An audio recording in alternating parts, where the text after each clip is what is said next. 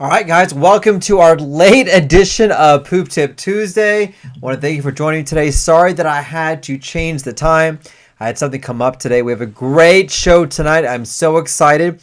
Three big questions we're going to go over in today's Poop Tip Tuesday. We'll discuss, have you ever wondered if heartburn has anything to do with your heart? All questions you may have about heartburn. We'll also ask about how you can build your immunity through your gut, so there's a connection between immunity and your gut. And number three, we'll talk about, can having coffee at dinner actually hurt your stomach? And your questions live on today's Poop Tip Tuesday. If you're joining me for the first time, my name is Dr. Isam. I'm a board-certified gastroenterologist trained at the Mayo Clinic, and every Tuesday I go live on all the social media streams to answer your questions you guys may have. Let me know if you're watching this live or on the replay, and also let me know where you guys are watching this at as well. I love to hear where my audience is coming from. If you have a question for me, put it in the comments down below so I can find out what questions you guys may have and also answer your questions you guys may have as well. Hope you guys had a great week. My weekend was great. Didn't do a lot, kind of hung out with the family. Didn't have a lot of events going on. Had a couple of kid events going on, but otherwise it went great. Let me know in the comments down below if you guys had a great weekend as well. Brandon, it's good to see you. Hand pink waving. All right. I'm doing the same thing as well for you today. All right. So usually I do my Poop Tip Tuesday at an earlier time. Today I had an event. I actually spoke at a nurse practitioner's event. We spoke about hemorrhoids, which is one of my favorite topics. Yes, I will. I actually like talking about this because there are a lot of myths and concerns about some of the options that are out there. So let me know in the comments down below if you want me to do a live stream on hemorrhoids and what I recommend for that as well. Mike, thank you for watching in Florida. So far, you are the winner for the furthest person to watch today's live video. We've had people from Guam and from Trinidad, but so far it is in Florida right now. All right, question number one. Have you ever wondered if heartburn has anything to do with your heart? Let me know in the comments down below if you suffer from heartburn or you thought that what you had was a heart attack, but actually ended up being heartburn. That is one of the more common symptoms of heartburn, is feeling you have a chest pain, just like your heart is causing an issue as well. Now, let me tell you, just because you have the name heartburn, keep in mind that the heartburn actually is a symptom, what's called gastroesophageal reflux disease, or GERD. And the heartburn is literally that burning that you feel in your chest, that burning that occurs right here. And for a lot of my patients, it can feel like you're having a heart attack. And so this is a very important distinction to make, because here's the important thing you need to know. Your heart, by far, is the most important organ that you have. You cannot live without your heart.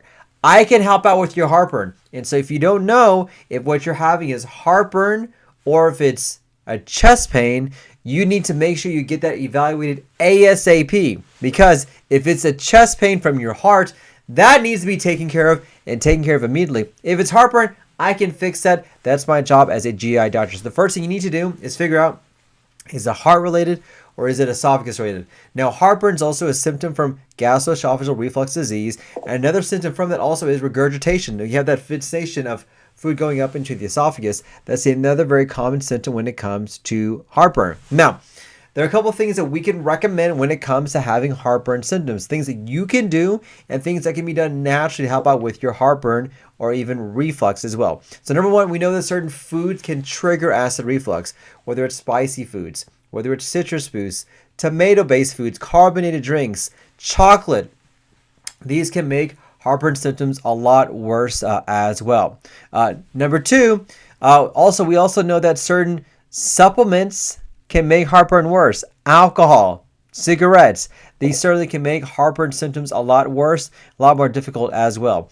Number three, certain medications can make your heartburn symptoms worse. Whether it's taking anti-inflammatory medications, Aleve, naproxen, Advil, Motrin, that can certainly make things worse as well. Lastly, we also know that being overweight can make your heartburn worse as well. So try to minimize the weight gain to help out. Now, the things that you can do to help out, certainly eating late at night and making sure you have enough time before you go to bed can help out when it comes to acid reflux. So don't eat late at night, or if you do eat late at night, make sure you have enough time before you actually lie down. Also, lying down on your left side when you do sleep can also help out when it comes to acid reflux as well. And lastly, it is very safe to take acid reflux medications if they're prescribed for you, or even if you take over-the-counter medications on the occasional basis. This is all very safe to help out when it comes to acid reflux. So these are things that we recommend. But keep in mind, the number one thing you need to know is that if you're worried, if you're suffering from a heart attack or heartburn, your heart's more important. Get that checked out before you do anything else to make sure it's not your heart. All right, guys, I want to thank you for watching, for joining for the first time. My name is Dr. Islam. I'm a board-certified gastroenterologist trained at the Mayo Clinic. Every Tuesday, I go live on your social media streams, answer your questions you guys may have. If you haven't already, don't forget to smash that like button. Like, share, and subscribe. I'd appreciate that. And if you haven't already, don't forget to let me know if you're watching this live or on the replay. And also let me know where you guys are watching this at as well. So far, the winner is Florida. Mike, you're the winner so far. All right, question. Christopher, why do energy drinks cause so much stomach pain? Great question. I wonder if I have a video on this. And lo and behold, I do. If you want to learn more information on this, Chris, go to my YouTube channel where I have a lot of videos on this. But basically, it comes down to the ingredients that are in energy drinks. So most of the energy drinks have a lot of caffeine in them. That's what gives you the energy. And that caffeine can really irritate the stomach. It can cause contractions to occur. It can make reflux symptoms worse. It can make stomach pain a lot worse. It can cause spasms to be worse as well. But not only that, they also have a lot of ingredients that are not good for your gut. Things that are toxic to your gut. They can make your gut hurt. They can give you indigestion. It can give you pain. So the ingredients that are in there as well can make things bad. And also, a lot of these drinks are carbonated. And carbonation, unfortunately, can be a detriment or a bad problem for your GI tract. Your gut does not like to have a lot of gas being put in it, because that gas can irritate the stomach and cause worsening heartburn and reflux symptoms. So that may be a reason as well. There are a lot of reasons as well. I would encourage you to go to my YouTube page or my Facebook page, where I have a lot of videos on the dangers of having energy drinks. Great question. Perfect. All right. Next question. Topic number 2. Are you looking for ways to build your immune system through your gut? Did you know that you can actually do this? Yes, you can. There is an intimate connection between the immune system and the GI tract. In fact, a lot of people would say the GI tract has a lot of the immunity cells that are in there. It's one of the more important places where you can help fight immunity and also build up immunity as well. And we do know that maintaining a healthy diet is imperative to making sure that you can optimize your immunity. If you're worried about getting sick with all the sicknesses going around, one of the best places you can start off with is to help out to improve your gut and get your gut feeling better as well. What are my tips to improve your gut, which in turn can improve your immunity? Here's what I'd recommend. Number 1, have a diet that is rich in fiber, prebiotics, and probiotics. These are packed with nutrients, minerals, and vitamins that can naturally help out with your GI tract. And fiber is the foundation for gut health and immunity health as well. If you can do this, it's going to help you to improve your immunity to fight off any infections that are there.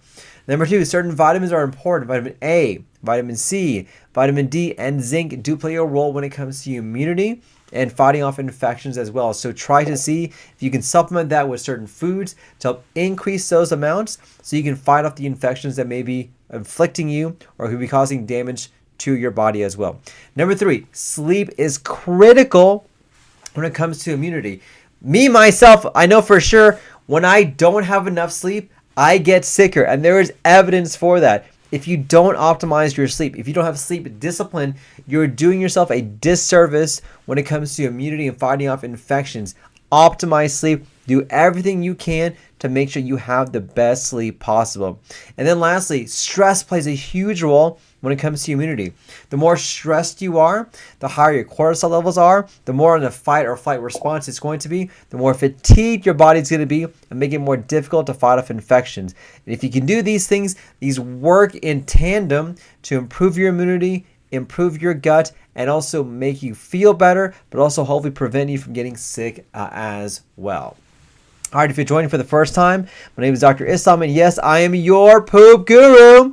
Every Tuesday, I go live on our social media streams to answer your questions. If you haven't already, don't forget to smash that like button, like, share, and subscribe. And if you haven't already, don't forget to let me know if you're watching this live or on the replay, and let me know where you guys are watching this at as well. So far, Mike is the winner. It's Florida. This is the so far the winner for the furthest for someone to watch today's video. All right, Mike asked, how do you test for issues with your gallbladder versus gastritis? Good question. Well, gallbladder is usually due to a pain on that right side, kind of right under your right rib cage. There are kind of a couple different tests that you can do. There are imaging tests that you can do. That includes an ultrasound, a CT scan, and or a HIDA test. But keep in mind, this needs to be done in the right clinical context. Gastritis, as usually gallbladder pain will be right upper quadrant, tends to get worse after eating. That can radiate to your back as well. Gastritis is very different. This can be pain right here in the middle. It can be related to heartburn. And the only way to really assess this is to sometimes take a look with an upper scope or an EGD to see what's going on. And gastritis can present with indigestion, pain right here in the middle, a heartburn, reflux, symptoms like that. And so we can determine the difference based on the symptoms that patients have, but also some of the other tests that we can do to see which one is which. It's a great question, Mike. All right. Perfect. All right. So question from Neuropsych. Speaking from a harm reduction standpoint, what is the safest way for someone to consume, someone with GERD to consume caffeine? All right. Well, like everything when it comes to diets, keep in mind it's not one size fits all. So I would encourage you to experiment with your body to see if you are one of those in which coffee can make reflux symptoms worse. So I know for me, 2 cups of coffee, I have no problems with reflux. If I have 3 to 4, that makes my reflux symptoms a lot worse. So I had to do that with an experiment just to see what's going on. Number 2, try to determine if you are better with a dark roast or a light roast. We have seen some evidence that a light roast coffee tends to be a little bit easier when it comes to heartburn or reflux issues. Number 3, make sure you have the right mix of coffee as well. So coffee like the bulletproof coffee has a lot of butter, has a lot of fat that will stay in your stomach longer and cause a worsening acid reflux versus just straight up black coffee. And then lastly, don't forget to also determine sometimes the quality of the coffee that you have can also make a difference when it comes to acid reflux as well. So keep that in mind whenever you think about what coffee you do. The best thing I recommend is just experiment and see what your body does. Your body is going to be the best clinical study and the best response to see if you are the right candidate depending on the type of coffee that you want to have. Great question that's there. All right. Speaking of coffee, topic number 3. Can an after dinner coffee hurt your stomach? So let me know in the comments down below if you're one of those that enjoys having a cup of coffee after dinner. I know for me, I love that, especially when I have people over. It's a good way for us to relax, to kind of chill out, maybe talk some more, kind of give us some memories or give us some energy as well. And a lot of cultures have this ritual of having coffee after they eat. I'd love to see in the comments down below if that's something that you guys do as well or your practice as well. And when it comes to everything, context matters whenever it comes to having coffee and whatever what you have. We do that coffee is an important part of getting together, of having a ritual, of meeting friends, of going out and just doing things. It's part of the kind of the social experience that people can have as well. We do know that some people don't metabolize coffee well, or they don't metabolize certain types of coffee, whether it's dark roasts or coffee that has a lot of oil. And so it really comes down to an experiment to see how you feel. What I would recommend is that I would not make it a habit of having coffee at night for a lot of reasons. Number 1, you're just setting yourself up to not be able to sleep, which I just told you sleep is very important.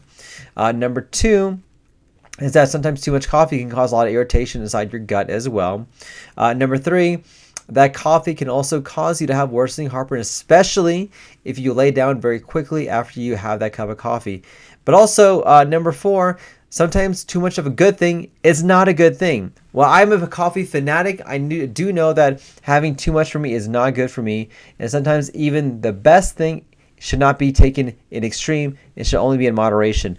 My recommendation when it comes to having coffee, especially to help out with sleep, is to not have any coffee after noon, after 12 p.m. Because we've seen the lasting effects of coffee that can last between 6 and 8 hours after you consume that coffee, which means it can impair your quality of sleep, which is imperative for everything. Sleep is a fundamental foundation to make sure you can live your best life. And if you can have that sleep discipline, that's going to help out tremendously to make sure you can kind of have that as a foundation for your overall health as well. All right, perfect. All right, guys, perfect. Well, I think that's all the questions that we have today. I know it's a little bit late. I need to go to bed because I'm tired. But I want to thank you for watching. If you haven't already, don't forget to smash that like button. Like, share, and subscribe. And if you haven't already, let me know if you're watching this live or on the replay. And very important, where are you watching this at? I love to hear what my audience is watching this at. Next week, we'll go back to our regular time, 7 o'clock p.m. Central Standard Time. I want to thank you guys for staying up late. I'm going to bed. I'm tired. It's been a long day. Hope you guys have a great day. Look forward to seeing you guys on future Poop Tip Tuesdays. Thanks.